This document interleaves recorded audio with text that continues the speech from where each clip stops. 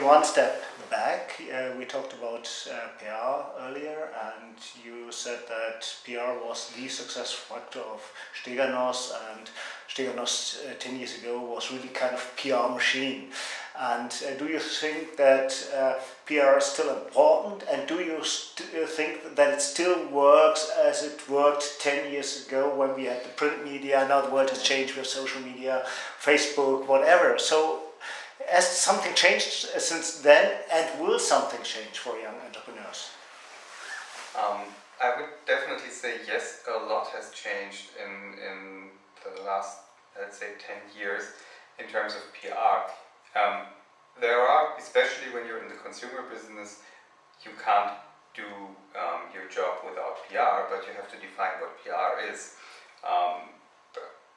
You might have the idea that your product is being, or your service is being featured in a big print newspaper, and then you're very happy if you actually achieve it, and then you're very disappointed because it didn't help your business at all.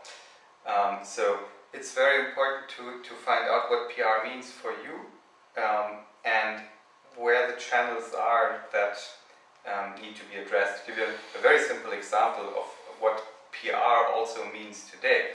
If you look for, let's say you're producing a product that I can buy online.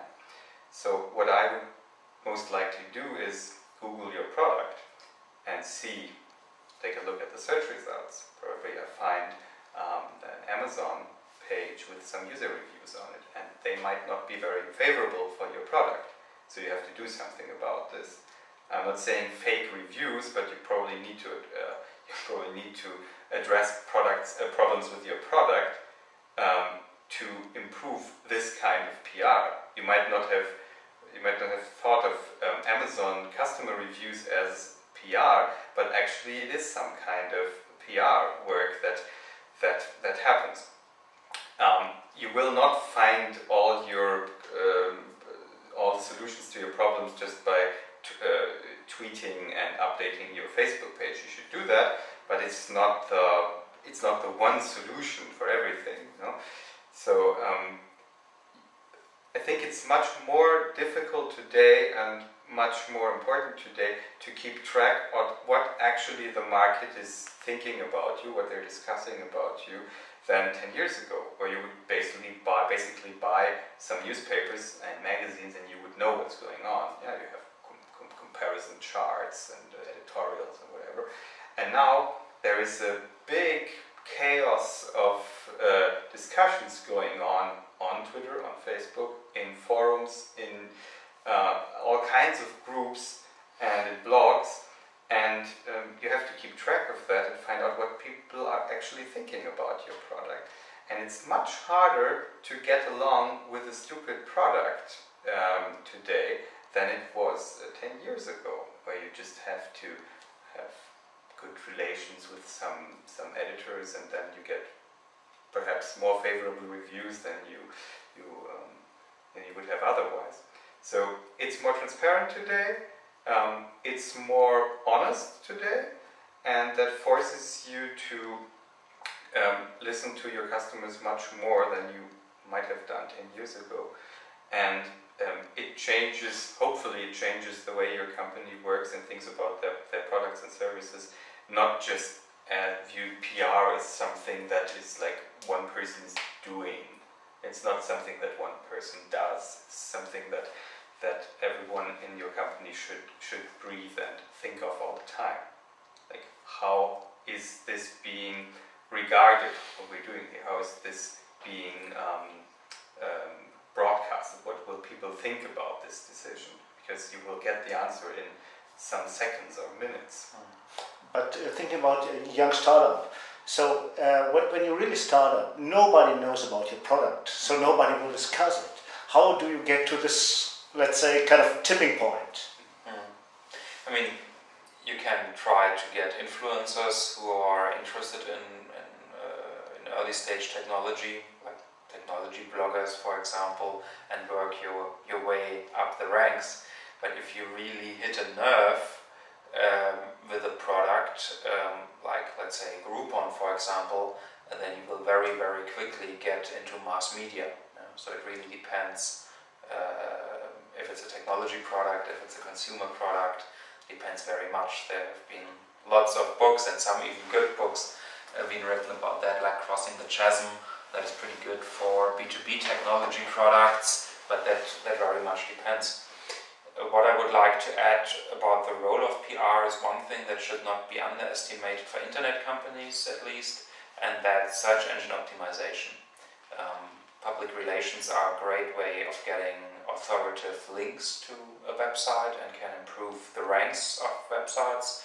And by now as well, social media has quite a bit of importance in influencing ranks with Google and its competitors. So I think that's something that shows how interwoven the different aspects of marketing are, even more than in the past. I mean, of course, always PR has not only brought new users, but increased brand premium, etc. But I think in times where search engine optimization is such an important instrument, that's something that should be mentioned as well. Okay, one final question. Where will you be in 2030? 2030. I have troubles telling you where I would be in 2014. I don't know, and actually I don't care. I couldn't care less about where I would be in 2030. I think I'm very well off thinking about the next, let's say, 18 months. This is something that I can grasp, but I mean, you know that I think Google they do not plan ahead more than 12 to I think 18 months. That's it. They don't look any further into the future, and this might be something that founders can tell their venture capitalists when they want you to make a 5-year plan. And most of them want that. Do you expect a 5-year plan from your companies you invest in? Mm-hmm. Yes. For the reason I mentioned, that I'd like to know if it's plausible that the company achieves a certain, let's say, profitability, or at least a certain top line. So that's why I think it makes sense. Once again, it's not a plan as in you have to execute it like that, but it's an instrument for thinking about it. So if you see, like you do, then you will have these kind of billions of turnover with this product, and you just don't believe it. Then you might rethink your plan. Exactly. Yeah, and I think it's a very good learning as well, because people who are forced into that process will learn a lot during the way. Okay, thanks a lot, and thanks for having me discussing this all with you, and I think it has been a very interesting discussion. Okay, thanks a lot. Thank you.